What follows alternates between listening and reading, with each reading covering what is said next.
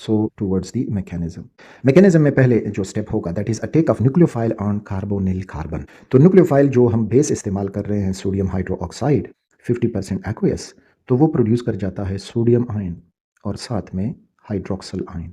अब ये hydroxyl ion acts as a nucleophile. तो चूंकि एल्डिहाइड की तो न्यूक्लियोफिलिक एडिशन रिएक्शन देते हैं, तो इस वजह से अब ये न्यूक्लियोफाइल जो OH है ये अटैक कर जाएगा अपॉन दी फॉर्मल्डिहाइड का एग्जांपल लेते हैं। तो एक फॉर्मल्डिहाइड का जो मॉलिक्यूल हमने इस्तेमाल किया वो दिस वन, यहाँ पे जब ये अटैक करेगा तो हमें ये मिलेगा कि दिस इज़ ओवर हियर और ये जो है इस कार्बोनिल कार्बन पे अटैक कर जाएगा। अटैक होने के बाद हमें मिल जाएगा कि OH is now bonded to the carbonyl carbon और कार्बोनिल कार्बन के साथ पहले से 2 हाइड्रोजन थे और एक ऑक्सीजन बना विद ए नेगेटिव चार्ज। तो ये जो इंटरमीडिएट एनाइन बना है इट इज़ एनाइन। अब ये एनाइन यहाँ पे हाइड्राइड शिफ्ट होगा। तो मैं इसको दोबारा स्टेप 2 के लिए बनाता हूँ और उसमें फिर देखते हैं कि हाइड्राइड शिफ्ट यहाँ पे कैसे होगा।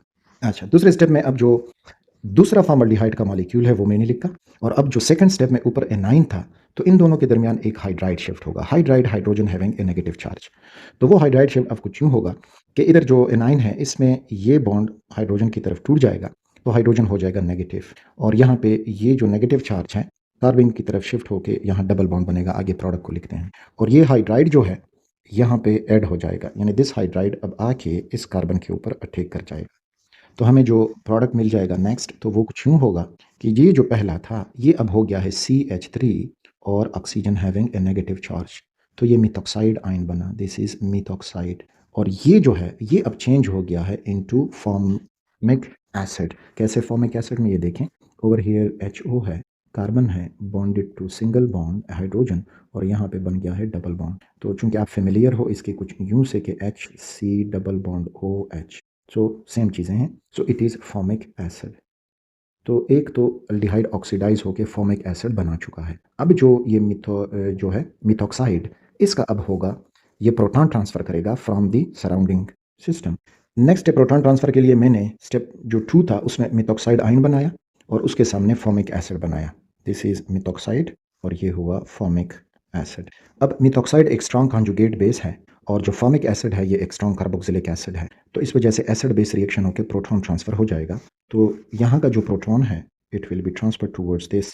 मैं इसके ऊपर लिख देता हूँ हाइड्रोजन आयन यानी प्रोटॉन ट्रांसफ़र। तो ये प्रोटॉन ट्रांसफ़र जब हो जाएगा so we will get over here methyl alcohol CH3OH। So that is methanol is the product. और नेक्स्ट जो है वो हमारे पास फॉर्मेट आयन बन जाएगा that is double bond O with a oxygen having a negative charge. जो fourth step है तो उसमें formation of the carboxylic acid salt. तो उसके लिए जो फॉर्मेट आयन है तो फॉर्मेट आयन और सोल्यूशन में सोडियम आयन पहले से मौजूद है। तो इस तरह से we will get sodium salt of carboxylic acid that is sodium format.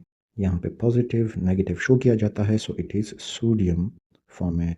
तो ये था कैनेज़ेरो रिएक्शन जिसमें इंपॉर्टेंट पॉइंट कि वो अल्डिहाइड ये रिएक्शन कर पाएंगे जिनमें कोई अल्फा हाइड्रोजन ना हो।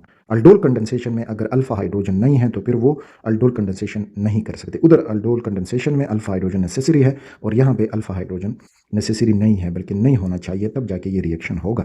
एक तो ये पॉइंट और दूसरा कि ये डिसप्रोपोर्शनेट रिएक्शन है कि वो दो जो एल्डिहाइड है वो एक दूसरे को ऑक्सीडाइज और रिड्यूस कर जाते हैं, जिसमें हमने देखा कि वहीं फॉर्मल्डिहाइड जो है वो एक कार्बन का अल्कोहल बना चुका है और एक कार्बन का कार्बोक्सिलिक एसिड भी बना चुका है। यानी इसमें ये नहीं होगा कि अल्कोहल जो है वो 2 कार्बन का बने और कार्बोक्सिलिक एसिड 1 कार्बन का बने, नहीं, वही मॉलिक्यूल हैं तो वो एक कार्बन का। फॉर एग्जांपल इधर हम कोई ऐसा एल्डिहाइड लेते हैं, लुक एट दिस बेंजोल्डिहाइड।